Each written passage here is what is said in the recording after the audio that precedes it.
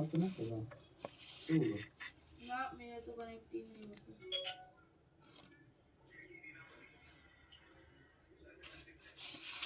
मम्मा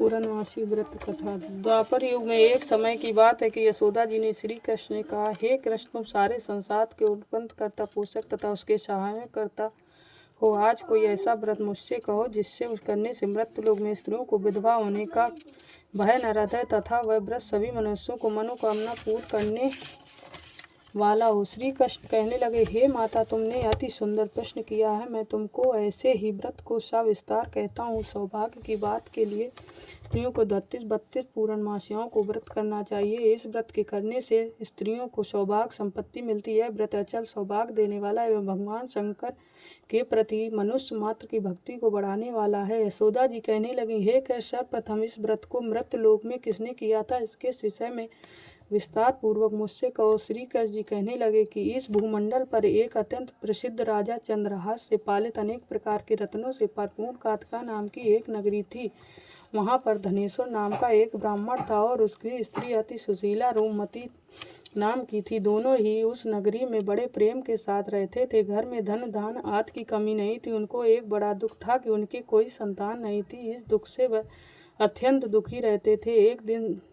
एक समय एक बड़ा तपस्वी योगी उस नगरी में आ गया। वह योगी उस ब्राह्मण के घर को छोड़कर अन्य सब घरों से भिक्षा लाकर भोजन किया करता था। रूपमती से वह भिक्षा नहीं लिया करता था। उस योगी ने एक दिन रूपमती से भिक्षा न लेकर किसी अन्य घर से भिक्षा लेकर गड्ढा के किनारे जाकर भिक्षान को प्रेम पूर्वक खा रहा था कि धनेश्वर ने योगी का यह सब कार्य किसी प्रकार से देख लिया। अपनी भिक्षा के अनादर से दुखी होकर धनेश्वर योगी से बोला, महात्मन, आप सब घरों से भिक्षा लेते हैं परंतु मेरे घर की भिक्षा कभी भी नहीं लेते। इसका कारण क्या है?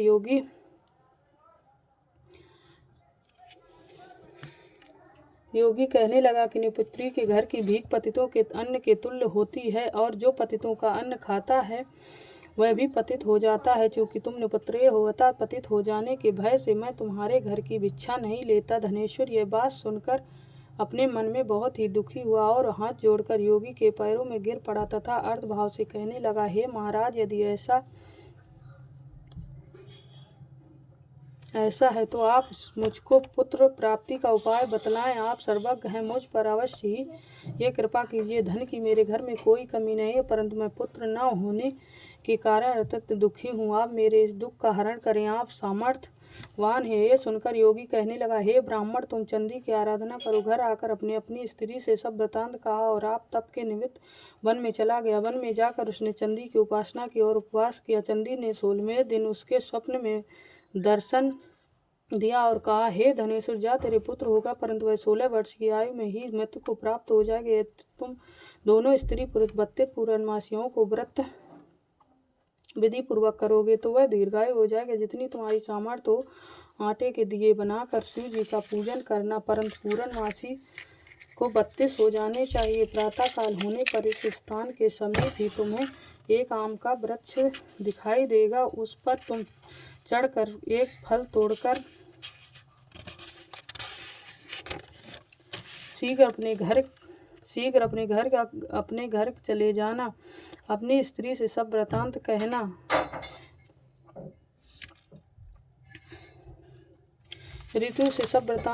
ऋतु स्नान के पश्चात वह स्वच्छ होकर श्री शंकर जी का ध्यान करने लगा। उस फल को खाकर लेगी तब शंकर भगवान की कृपा से उसको गर्भ हो जाएगा। जब वह ब्राह्मण प्रातःकाल उठा तो उसने उस स्थान के पास ही एक आम का वृक्ष देखा जिस पर एक अत्यंत सुंदर आम का फल लगा हुआ था। उस ब्राह्मण ने उस आम को वृक्ष पर चढ़कर उस फल को तोड़ने का प्रयत्न किया परंतु व्रत पर कई प्रयत्न करने पर भी वह चढ़ न पाया। तब तो ब्राह्मण को बहुत चिंता और हुई और विधि विनाशक श्री गणेश जी की वंदना करने लगा। हे दयानिधे, हे दयानिधे, अपने भक्तों के विघ्नों को नाश करके उनके मंगल कार्य को करने वाले, दुष्टों का नाश करने वाले, रिद्धि सिद्धि को देने वाले, आप मुझको कृपा करके इतना बल देवे कि मैं अपने मनोरथ को पूर्ण कर सकूं। इस प्रकार गणेश जी की प्रार्थना करने पर उनकी कृपा से धनेश्वर वृत्त पर चढ़ गया और उसने एक अति सुंदर आम का फल देखा। उसने सोचा कि जो वरदान से फल मिला था वह यही है और कोई फल दिखाई नहीं देता। उस धनेश्वर ब्राह्मण ने जल्दी से उसको तोड़कर अपनी स्त्री को ला कर दिया और उसकी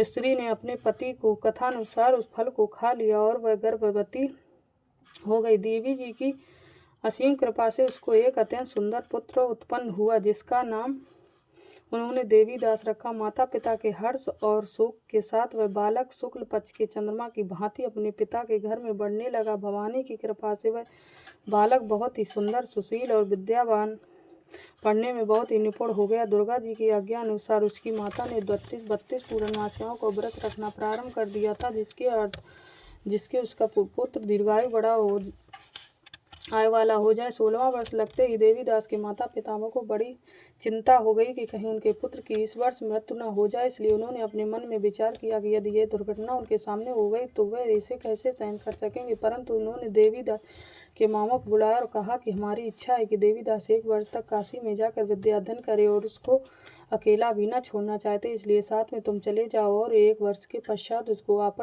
वापस लौटा लाना। सब प्रबंध करके उसके माता पिता ने काशी जाने के लिए देवीदास को एक घोड़े पर बैठाकर उसके मामा को उसके साथ कर दिया, किंतु यह बात उसके मामा या किसी और से नहीं कहा। धनेश्वर ने सपनीक अपने पुत्र की मंगल कामना का तथा दीर्घायु के लिए भगवती देवता की आराधना और पूर्णमासियों को व्रत करना आरंभ कर दिया। इस प्रकार बराबर 32 पूर्णमासी का व्रत पूरा किया। कुछ समय पश्चात एक दिन वह दोनों मामा और भांजा मार्ग में रात बिताने के लिए किसी ग्राम में ठहरे हुए थे। उस दिन उस गांव में एक ब्राह्मण की अत्यंत सुंदरी, सुशीला, विधि और गुणवती कन्या का विवाह होने वाला था। जिस धर्मशाला के अंदर वर और उसके बारात ठहरी हुई थी, उसी धर्मशाला में देवीदास और उसके मामा भी ठहरे हुए थे। संयोग जब कन्या को तेल आदि चढ़ाकर मंडलवाद का कृत्य किया गया तो लग्न के समय घर को धनवांत हो गया। परंतु वर के पिता ने अपने कुटुंबियों से परामर्श करके निश्चय किया कि वह देवीदास मेरे पुत्र जैसा ही सुंदर है, मैं उसके साथ ही लग्न करा दूं और बाद में विवाह से अन्य कार्य मेरे लड़के के साथ हो जाएंगे। ऐसा सोचकर देवीदास के मामा से जाकर बोला कि तुम थोड़ी देर के लिए अपने भांजे को हमें दे दो।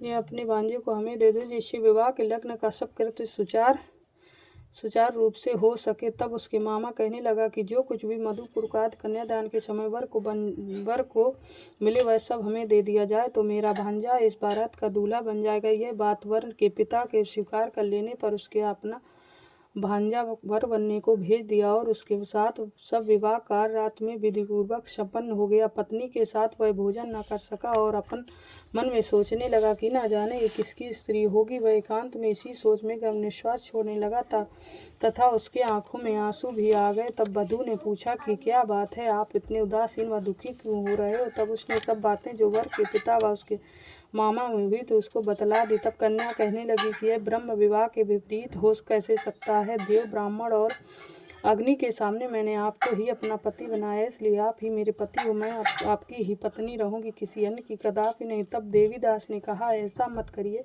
क्योंकि मेरी आयु बहुत थोड़ी है। मेरे पश्चात आपकी क्या गति होगी, इन बातों को अच्छी तरह विचार लो। परंतु वह दृढ़ विचार वाली थी, बोली कि जो आपकी गति होगी वही मेरी गति होगी। हे स्वामी, आप उठिए और भोजन करिए, आप निश्चय ही भूखे होंगे। इसके बाद देवीदास और उसकी पत्नी दोनों में भोजन किया तथा शेष रात भर सोते रहे। प्रातःकाल 4 बजे देवीदास ने अपनी पत्नी को 3 नगों से जड़ी हुई एक अंगूठी दी, एक रुमाल दिया और बोला, हे प्रिय, इसे लो और संकेत समझकर निश्चित हो जाओ। मेरा मरण और जीवन जानने के लिए एक पुष्पवाटिका बना लो, उसमें सुगंधित वाली एक 9 मल्लिका लगा लो। उसको प्रतिदिन जल से सींचा करो और आनंद के साथ खेलो कूदो तथा उत्सव मनाओ। जिस समय और जिस दिन मेरा प्रयाण होगा, ये फूल सूख जाएंगे और जब ये हरे हो जाएं तो जान लेना कि मैं जीवित हूँ। यह बात निश्चय करके समझ लेना, इसमें कोई संशय नहीं है। यह समझकर वह चला गया। प्रातःकाल होते ही वहाँ पर बाजे गाजे बजने लगे और जिस समय विवाह के कार्य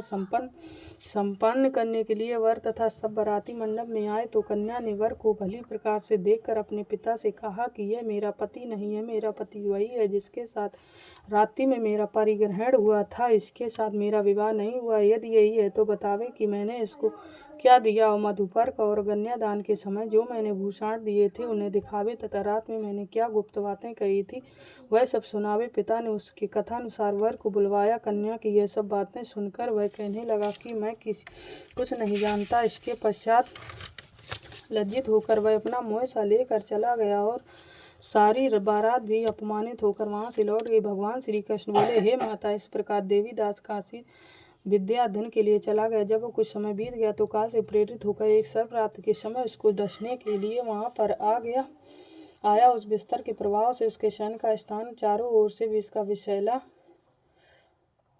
ज्वाला से विषैला हो गया, परंतु व्रत राज के प्रभाव से उसको काटने न पाया, क्योंकि पहले ही उसकी माता ने 32 पूर्ण मासियाओं को व्रत कर रखा था। इसके बाद मध्याह्न के समय स्वयं काल वहाँ पर आया और उसके शरीर में उसको प्राणों से निकालने का प्रयत्न करने लगा, जिससे वह मूर्छित होकर पृथ्वी पर गिर गया। भगवान की कृपा से उस समय पार्वती जी के साथ शंकर जी वहाँ पर आ गए। उसको मूर्छित दशा में देखकर पार्वती जी ने भगवान शिव जी से प्रार्थना किया कि महाराज, इस बालक की माता ने पहले 32 पूर्णमासियों का व्रत किया था, जिसके प्रभाव से हे भगवान आप इसको प्राण दान दें। भवानी के कहने पर भक्त वत्सल भगवान श्री शिव जी ने उसने प्राण दान दे दिया। इस व्रत के प्रभाव से ही काल मृत्यु को छोड़ देना पड़ा और वह स्वस्थ होकर बैठ गया। उधर उसकी स्त्री उसके काल की प्रतीक्षा किया करती थी। जब उसने देखा कि उस पुष्प वाटिका में पुष्प कुछ भी नहीं रहे तो उसको अत्यंत आश्चर्य हुआ और वह जब वह वैसे हरी भरी हो गई तो वो जान गई कि वह जीवित हो गए हैं। यह देखकर वह बहुत प्रसन्न मन से अपने पिता से कहने लगी कि पिताजी, मेरे पति जीवित हैं, आप उनको ढूंढिए। जब 16वां वर्ष व्यतीत हो गया तो देवीदास भी अपने मामा के साथ काशी चल दिया। इधर उसके ससुर उसको ढूंढने के लिए अपने घर से जाने वाले ही थे कि वह दोनों मामा भांजे वहाँ पर आ गए। उसको आया देखकर उसका ससुर बड़ी प्रसन्नता के साथ अपने घर में ले आया। उस समय नगर के निवासी भी वहाँ इकट्ठे हो गया और सब ने निश्चय किया कि अवश्य ही इसी बालक के साथ इस कन्या का विवाह हुआ था। उस बालक को जब कन्या ने देखा तो पहचान लिया और कहा कि यह तो वही है जो संकेत करके गया था। तदुपरांत सभी कहने लगे कि भला हुआ जो यह आ गया और सब नगरवासियों ने आनंद मनाया। कुछ दिन बाद देवीदास अपनी पत्नी और मामा के साथ अपने ससुर के घर से बहुत सा धन दहेज लेकर अपने घर के लिए प्रस्थान किया। जब वह अपने गांव के निकट आ गया तो कई एक लोगों ने उसको देखकर उसके माता पिता को पहले से ही जाकर खबर दे दी कि तुम्हारे पुत्र देवीदास अपनी पत्नी और मामा के साथ सहित आ रहे हैं। इसे समाचार सुनकर पहले तो उन्हें विश्वास ही नहीं हुआ, किंतु जब वह और लोगों ने भी आकर उनकी बात का समर्थन किया तो उनको बड़ा आश्चर्य हुआ। लेकिन थोड़ी देर में ही देवीदास ने आकर अपने माता पिता के चरणों में अपना सिर रखकर प्रणाम किया और उसकी पत्नी ने अपने सास ससुर के चरणों का स्पर्श किया तो माता पिता ने अपने पुत्र और पुत्रवधू को अपने हृदय से लगा लिया और दोनों की आंखों में फिसलाए हुए प्रेम आंसू वह चले। अपने पुत्र और पुत्रवधू को आने की खुशी में धनेश्वर ने बड़ा भारी उत्सव किया और ब्राह्मणों को बहुत सा दान दक्षिणा देकर प्रसन्न किया। श्री कृष्ण जी कहने लगे कि इस प्रकार धनेश्वर 32 पूर्णमासियों को व्रत के प्रभाव से पुत्रवान हो गया। जो भी स्त्रियां इस व्रत को करती हैं वह जन्म जन्मांतरों में वैधक का दुख नहीं भोगती और सदैव सौभाग्यवती रहती हैं। यह मेरा वचन, इसमें कोई संदेह नहीं जाना। यह व्रत पुत्र पौत्रों को देने वाला तथा संपूर्ण मनोकामना को पूर्ण करने वाला है। 32 पूर्णमासियों को व्रत करने से वृत्ति की सभी इच्छाएं भगवान शिव जी की कृपा से पूर्ण हो जाती हैं। बोले शंकर भगवान की जय, बोले पार्वती मैया की जय, बोले गणपति महाराज की जय।